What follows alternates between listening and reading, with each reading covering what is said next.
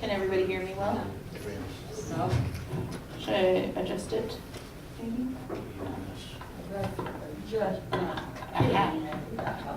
Figure it out. They don't give me one of these at work, but I could use it, I'm sure. Okay, can everyone hear me? Yes. Excellent. Well, good morning. My name is Jen Steiner.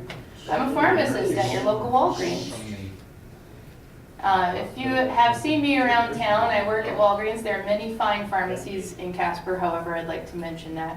Walgreens, however, believes strongly that we work together as a community to prevent issues with the medications that we dispense to you. And part of our responsibility is to make sure you're empowered with as much knowledge as possible to use medications safely to make your lives better and not hurt you. So they've paid me to come here and speak with you, and I'm really glad to be here because one of my passions is allowing us to live better through medications and not harm. So with that, we'll talk a little bit about stamping out prescription drug misuse and abuse. Misuse and abuse are tied together and they're two kind of different things. I really want to also thank the American Society of Consultant Pharmacists who put together this Stamp Out Prescription Drug Misuse and Abuse campaign in Walgreens and the Casper Senior Center for allowing me to be here today and speak with the people that I care most about and see every day. So with that, we'll talk a little bit about why I'm here. You know, prescription drug misuse and abuse occurs in all stages in life, but we find that as our bodies change when we get older, we can face more issues. And you're particularly vulnerable as we get older because our bodies process medications differently. We end up processing them slower, so this is the good news, usually takes less medication to do the job. So if you're interested in taking less medication, keep your ears on. We also see more doctors. Our disease states end up having more numerous and they're more complex. So we might see a specialist and then a primary care physician, and then we go to Walgreens for our immunizations, right? Flu shots? Or we go to other pharmacies, and we end up having multiple specialists taking care of our entire bodies. And they may not talk to each other. We hope they do, but they may not. And we also have medical problems that may be harmed by our medications that we take over the counter. So an example is we could take a medication that lets our body not clot so quickly, but then we take a medication over the counter for acid reflux. And that could counteract that clotting medication. Well, that could spell for a stroke, right? We don't want that, but who's monitoring that, right? So that's why I'm here. What do you guys think of when you think of drug misuse? Anyone? Still wants to fly. It sure does. I guess this would be visual aid misuse. So what do you think about when you think of drug misuse? Overdose. Overdose, sure. Taking too much of a medication, right? What if you're given an antibiotic? Anybody forgotten to take the last few days of an antibiotic? I have a white coat and I still do it. Or how about vitamins? Anybody miss a dose of a vitamin or a daily medication for forgetting? Yeah, that's misuse. You don't intend to, not take it like directed. Or you forget that you took it and you take another one. And you find out a few hours later you feel a little different because of that. Those are unintentional misuses. Giving other people our medication also is a misuse. If we're thinking we're doing them a favor, they're really anxious and I have a medication that can calm someone down, maybe that would help them, right? My doctor said it was safe for me. Those are the types of misuse we're talking about and that can harm our friends. I've seen that happen a lot with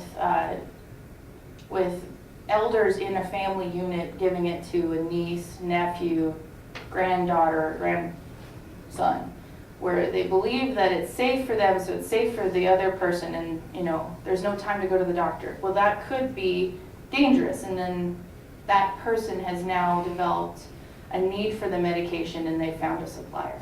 So consider that. And then we take other people's medications. I have a friend, I won't name this person, asked me what they should do for the rest of their antibiotic medication because they took the remainder of their husbands who hadn't finished it up. Oh, good. Yeah, turns out there wasn't much she could do except go to the doctor and actually be seen for the condition. She didn't even need an antibiotic. So those things where we think we know, how to use this medication, but really it was meant for us at a certain period of time. Oh, using medications for pain when we were prescribed it a year ago, but then, we slammed our finger with a hammer or something like that. That could be a type of misuse because between now and then you might have been put on 2 other medications that would be bad with that. So consider those. Prescription abuse is something that can happen through prescription drug misuse. And that's intentionally taking a medication not as prescribed because it changes the way we feel. So we're taking it more often than is prescribed. We're taking more than we should be taking in a dose, or we're taking it for no medical reason. So this really gets me feeling like I'm sleepy, but I also noticed it calms me down. So now I'm taking it to calm me down, and I'm not talking to my doctor about it, right? Those things can be considered abuse. And what happens is we just expose ourselves to the risk of needing the medication when we shouldn't be taking it. And it's not something that people should be ashamed about. It's a physiological reaction where people can develop a dependence on a medication and they weren't intending to. And in that case, they need medical care, right? But they also may try to get into other people's stashes of medication to use because their body and their mind are telling them they need a drug when they don't actually need it. Well, some people in the magazines and things, and little health articles, and they'll say, well, a glass of wine is good a day, or something like that. But that doesn't mean that 6 glasses is better than 1. Exactly, or a glass of wine that's like a 32-ounce tumbler. It's still not the same. That's kind of like having a party and putting booze in it and telling everybody it has booze, but you got an alcoholic in there and they're going to, well, 1 little drink ain't going to hurt me. Right. That 1 little drink will hurt that alcoholic. Absolutely. And there have been cases where, one little drink mixed with the medications that we take can cause car accidents and other terrible things. So I'm glad you're thinking along those lines. Those are the types of misuse we're talking about today, and I care deeply about this issue because I have a close family member who died a couple of years ago due to medication misuse. The person left behind 2 sons that won't grow up with their mother because of this issue. And if we can do something as a community about keeping that medication away from those who may use it incorrectly, we might be saving lives. So we'll talk a little bit more about how to be part of that solution. So being part of the solution is a new idea that we all as a community take care of the medications that we have in our possession. We safely take all medications properly, and that includes disposing of them.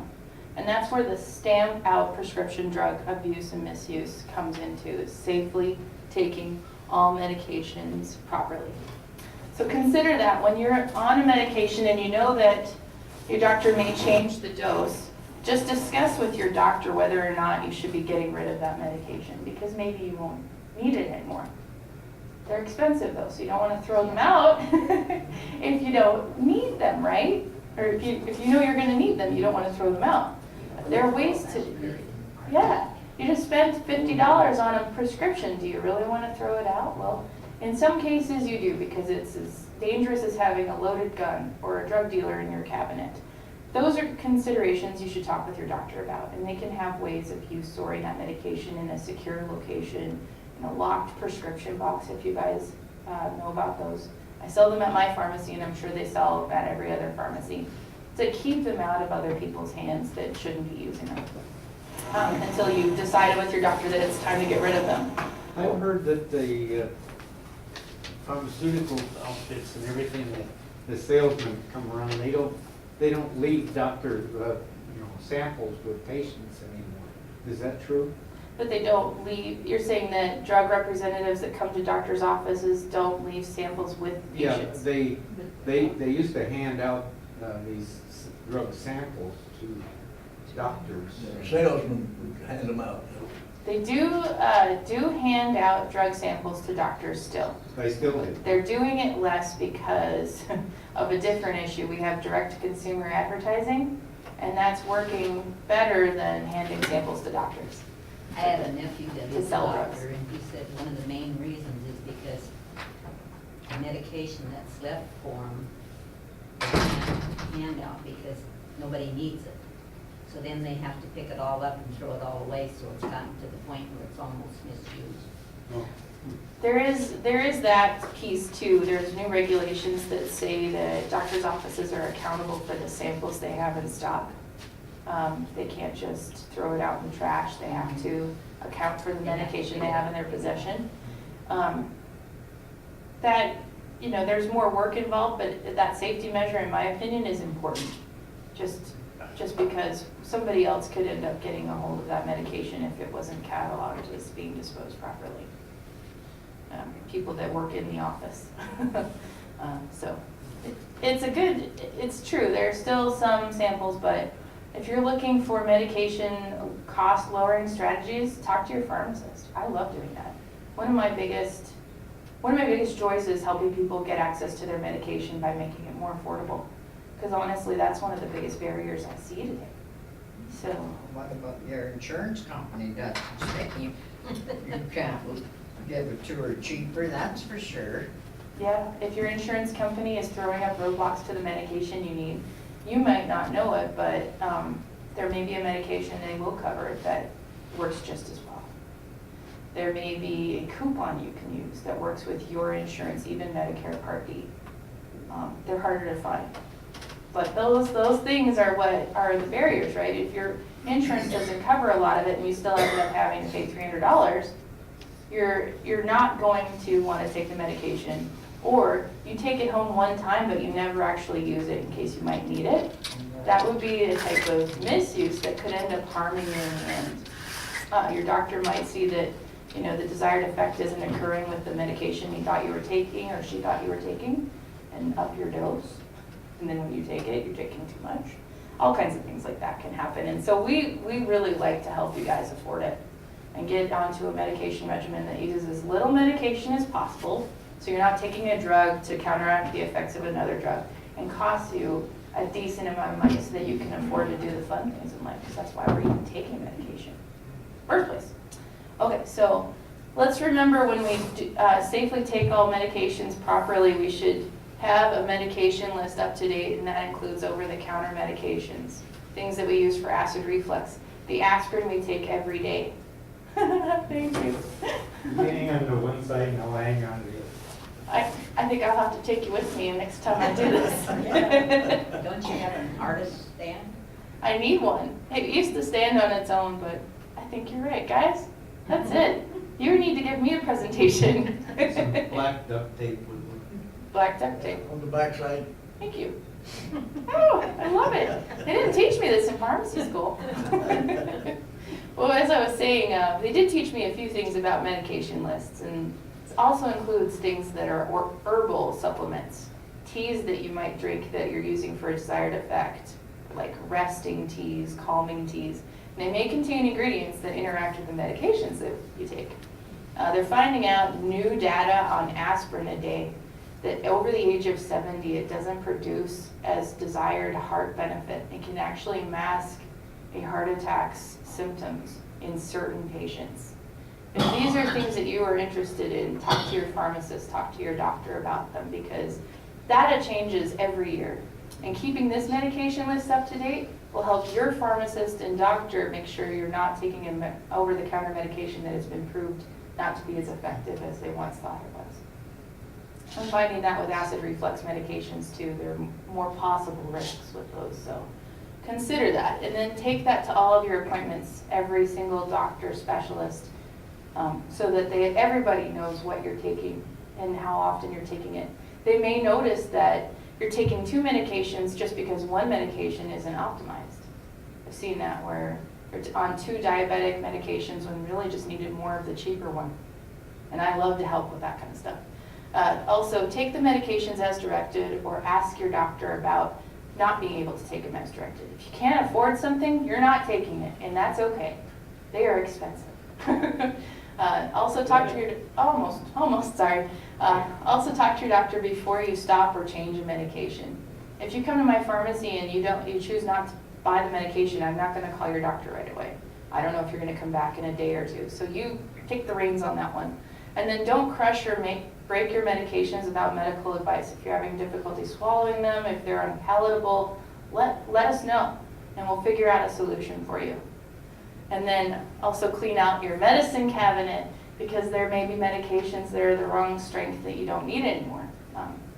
In which case, we don't want those falling into the wrong hands. You guys have probably seen that your medicine cabinet may be a drug dealer type ads. That's sad but true. They're in somebody's medicine cabinet, they're deemed more safe, more ordinary, but they in fact can kill. So let's remember when we do dispose of our medications, we don't want to flush them. We don't want to pour them. We don't want to put, estrogens or antibiotics into the environment that can't be cleaned out by waste disposal facilities. But we can use community take-back programs. And I love the Casper Senior Center because you guys you're having 3 of them this year. You just had one, I believe, on the 19th. And then you have a couple more coming up. I put up a little poster, but you can thank Tiffany and the staff here at Casper Senior Center for keeping you guys abreast of the next ones. The next ones are on Tuesdays. One is February 16th from 10 a.m. to 2 p.m. And apparently, you don't even have to get out of your car. You can pull up to the front door and Tiffany and the other staff will take your bag of medications for you and dispose of them. If you can't make it on February 16th, there's another one on March 15th. Tell your friends. It doesn't just have to be us that does it. It has to be everybody we know, right, in order to protect those who might misuse medications. And that again is at 10 a.m. to 2 p.m. So consider that. Get as many people as you know involved to protect ourselves and our children, our families, and our neighbors, and get rid of the medications we do not need anymore. So with that, I'd like to thank you all for your time and attention. I hope to see you again. And if you have any questions, please ask them now. Those take backs